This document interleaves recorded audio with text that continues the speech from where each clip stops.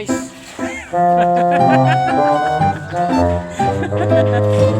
Guys.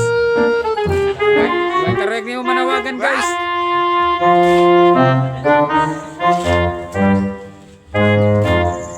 Another project guys. Bagong layout. Dito lang din to sa Barangay Kabugawan, Rawis. Hello guys.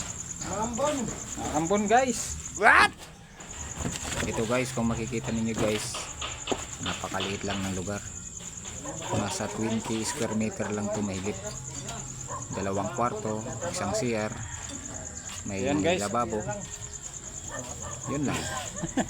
Studio type lang. Parang mga paupahan sa Maynila.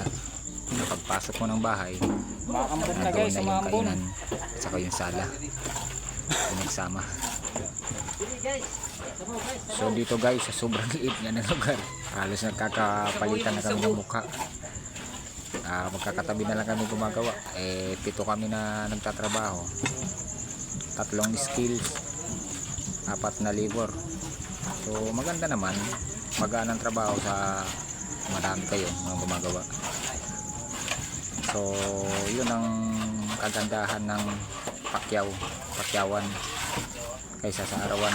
Pag pakyaw kasi tinatambakan natin ng tao. Kung arawan lang to siguro 2 skills, 2 labor. Kayo guys, ano ba sa tingin nyo? Ano ba maganda? Pakyawan or arawan? Pwede kayo mag-comment sa ibaba. Guys, may mga manawagan guys, bulaklak. Uy, shout out mo na para gubog nila. Out. Sigiro. Baga. Shout mo nga na pagbang. Ay, pag inaura. Ano, papanawagan mo? Shout out ko no kan.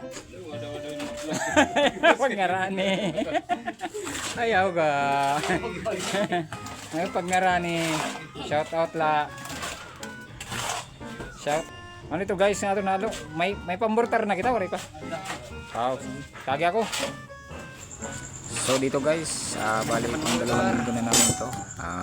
Bali na muna namin yung pag-flooring. So kahapon nag-umpisa na kaming mag-asintada. Target namin matapos to hanggang bukas yung pag-asintada para mabuhusan namin yung mga poste. So hanggang dito na lang guys. Maraming salamat. Ano? Anong kulang?